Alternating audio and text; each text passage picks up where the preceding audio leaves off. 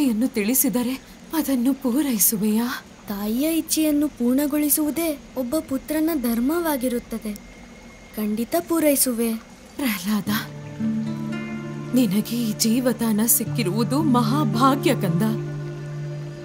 ಈ ಅವಕಾಶವನ್ನು ವ್ಯರ್ಥ ಮಾಡಬೇಡ.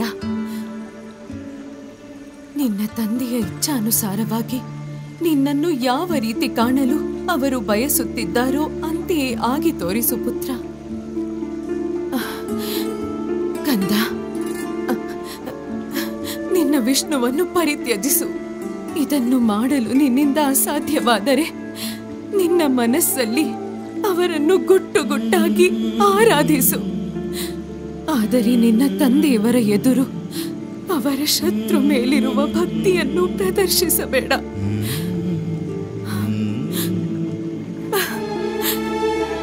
ಈಗಷ್ಟೇ ನೀನು ಒಬ್ಬ ಪುತ್ರನ ಕರ್ತವ್ಯವೇನೆಂದು ಹೇಳುತ್ತಿದ್ದೆಯಲ್ಲ, ಆ ಕರ್ತವ್ಯ ಈಗೇನಾಯಿತು ಕಂದ?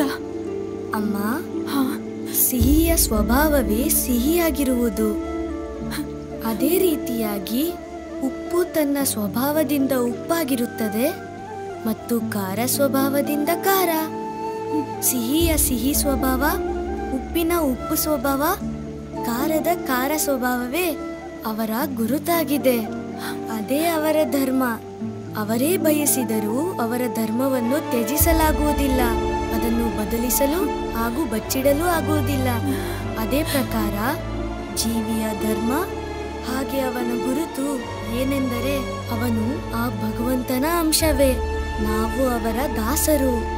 ಈಗ ನೀವೇ ಹೇಳಿ, ನಾನು ನನ್ನ ಧರ್ಮವನ್ನು ಹೇಗೆ ಪರಿತ್ಯಾಗ ಮಾಡಲಿ? ಅದನ್ನು ಹೇಗೆ ಮುಚ್ಚಿಡಲಿ? ನಿನಗೆ ಏಕೆ ಇಷ್ಟು ಹಠ ಪುತ್ರ? ನೀನೇಕೆ ಅರ್ಥ ಮಾಡಿಕೊಳ್ಳಲು ಪ್ರಯತ್ನ ಪಡುತ್ತಿಲ್ಲ? ನೀನು ಜೀವಂತವಾಗಿರುವುದನ್ನು ನೋಡಲು ಬಯಸುತ್ತೇನೆ. ನೀನು ಜೀವಂತವಾಗಿರುವುದನ್ನು ನೋಡಲು ಬಯಸುತ್ತೇನೆ ಪುತ್ರ. ನಿಮಗೆ ಏನನ್ನಿಸುತ್ತದೆ? ಕೇವಲ ನೀವು ಒಬ್ಬರೇ ತಾಯಿ ಎಂದೇ? ನಿಮಗೆ ಮಾತ್ರ ನನ್ನ ಚಿಂತೆಯೇ? ಆ ಭಗವಂತ ವಿಷ್ಣುವು ಕೂಡ ತಾಯಿಯ ಸಮಾನವೇ. ಅವರು ನನ್ನ ತಂದೆಯೂ ಹೌದು, ಹಾಗೆ ಬಂಧು, ನನ್ನ ಸಖನೂ ಹೌದು. ತ್ವಮೇವ ಮಾತಾ ಚ ಪಿತಾ ತ್ವಮೇವ, ತ್ವಮೇವ ಬಂಧುಶ್ಚ ಸಖಾ ತ್ವಮೇವ. ಅವರಿಗೆ ನನ್ನ ಬಗ್ಗೆ ಎಷ್ಟು ಚಿಂತೆ ಇದೆ ಎಂದರೆ ನೀವು ಚಿಂತಿಸುವಷ್ಟೇ.